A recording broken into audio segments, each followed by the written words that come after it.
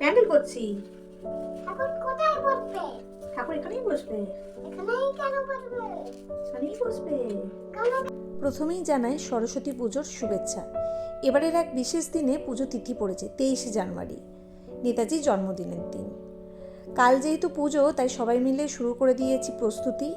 সোনামাও লেগে পড়েছে, আমরাও লেগে পড়েছি। প্যান্ডেল একটু আগে তোমরা দেখেছো যে প্যান্ডেলটাও স্টার্ট করে দেওয়া হয়েছে।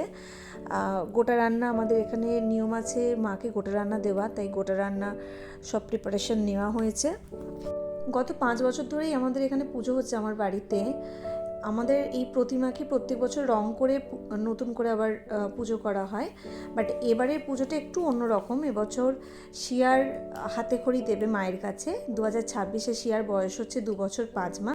সেই জন্য শিয়ার হাতে খড়িটার জন্য আমার মনে হয়েছিল এটা ওর আইডিয়াল সময়, তো সেই জন্য স্লেটটাও রেডি করে দিয়েছি। যাই হোক, পরের দিন মেয়েকে সকালবেলা তুলে ওকে রেডি করে স্নান করিয়ে সুন্দর করে শাড়ি পরিয়ে দুটো বাচ্চার সাথে পাঠিয়ে দিয়েছিলাম, মানে ওর বান্ধবীদের সাথে পাঠিয়ে দিয়েছিলাম। বাড়ির পাশে পতাকা উত্তোলন হয়েছিল, তো ওরা ওখানেই গিয়েছিল। আর তাছাড়াও পাশে আর একটা পুজো হয়েছিল, সেখানে গিয়ে ওরা প্যান্ডেলে পুজো দেখে তারপরে এসে আমাদের বাড়িতে পুজো হয়েছিল, কারণ ব্রাহ্মণ আমাদের বাড়িতে পরে এসেছিল। তো ওরা সকালবেলা আগে পাশের যেসব পুজোগুলো হয়েছে সেইগুলো কভার করে ওখান থেকে বাড়িতে এসে ওরা ওদের হাতে খড়ি বা অঞ্জলি দেওয়া সেগুলো সব কমপ্লিট করেছিল। সোনামার সাথে গিয়েছিল ওর দুটো বান্ধবী, পুপু আর অর্পিতা।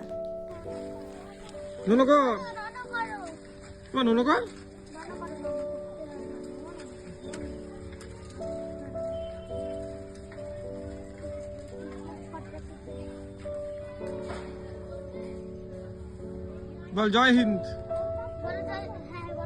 বল জয় হিন্দ। এমা এদিকে দেখ, হ্যাঁ আবার বল জয় হিন্দ। ওরা যতক্ষণ অন্য জায়গাগুলো ঘুরে বেড়াচ্ছিল ততক্ষণে আমরা বাড়িতে বসে বসে মায়ের ভোগের জন্য গোটা রান্নার প্রিপারেশনগুলো শুরু করে দিয়েছিলাম। সব সবজি কাটাও হয়ে গিয়েছিল।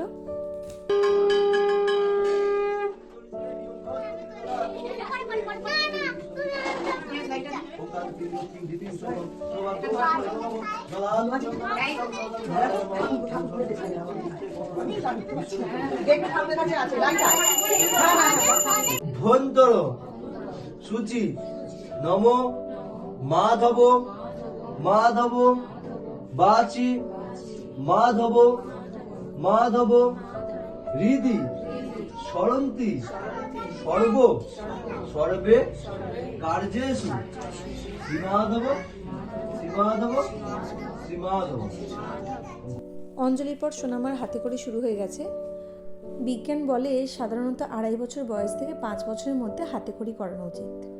তবে তোমরা কিভাবে বুঝবে তোমাদের সন্তান হাতে খড়ির জন্য রেডি কিনা, তাহলে বলি, তোমাদের বেবি যদি পেন্সিল বা পেন, চক যে কোনো জিনিস ধরতে আগ্রহী দেখায় বা দাগ কাটতে ভালোবাসে, বা পেন্সিল, চক যে কোনো কালার হোক, যাই হোক, যেটাই সামনে পাবে সেটা দিয়ে দেয়ালে আঁকিবুকি কাটতে থাকে বা খাতায় বইয়েতে আঁকিবুকি কাটতে থাকে, তাহলে বুঝবে তোমার বেবির হাতে খড়ির জন্য আইডিয়াল সময় হচ্ছে এইটা।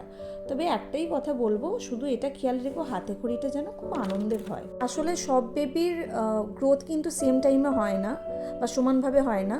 সুতরাং অপরের বাচ্চার সাথে তুলনা না করে বা চাপ সৃষ্টি না করে যদি ওর সময় অনুযায়ী ওকে রেডি করানো হয়, তাহলে ওই হাতে খড়িটা ওর জন্য খুব সুইটেবল হবে। যাই হোক, আজকে আমরা কী কী করলাম সেটাই চলে আসি।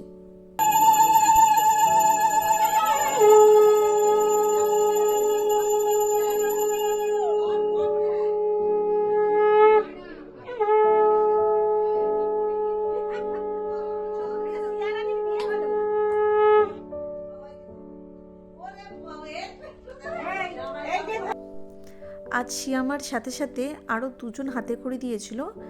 একজন হচ্ছে মিরাট আর একজন হচ্ছে এই বাচ্চাটা। তো 3টে বাচ্চাকে নিয়ে আজকে হাতেখড়ি হয়েছে, সেটা নিয়ে খুব আনন্দ করছিলাম। শুধু আমি নয়, আমার সাথে সাথে সবাই ছিল, আমার ফ্যামিলির সবাই ছিল। যাদের হাতেখড়ি হয়েছে তারাও, তাদের গার্জিয়ানরাও খুব এনজয় করেছিল।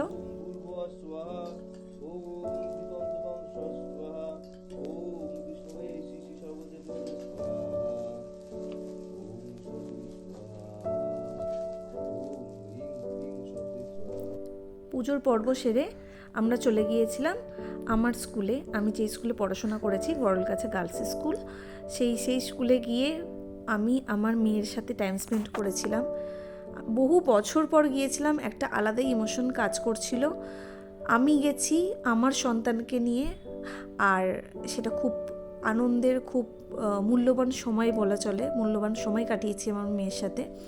ওখানে অনেক পুরনো টিচারদের সাথেও দেখা হয়েছিল। দেন আমি চলে গিয়েছিলাম আমার পরবর্তী স্কুলে, মানে যেই স্কুলে আমি স্টুডেন্টদের পড়িয়েছি, আমি যে স্টুডেন্টদের গান শিখিয়েছি, সেই স্কুলে চলে গিয়েছিলাম। এখন এই স্কুলে আমার ক্লাস করানো হয় না, বাট এদের সাথে আমার এখনও খুব আন্তরিক সম্পর্ক।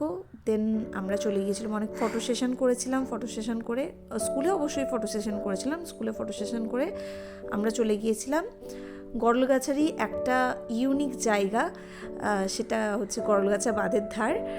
এখানে যেহেতু আমরা এটাও জানি যে সরস্বতী পুজো মানে হচ্ছে বেঙ্গলি ভ্যালেন্টাইন্স ডে, তো সেখানে অনেক কাপল এসছিল তাদের মানে একে অপরের সাথে টাইম স্পেন্ড করতে। তো আমরাও চলে গিয়েছিলাম। আমার ভ্যালেন্টাইন তো আমার মেয়ে, তো আমি ওর সাথে অনেক টাইম স্পেন্ড করেছিলাম, কিছু ফটো ক্লিক করেছিলাম, কিছু ভিডিও করেছিলাম।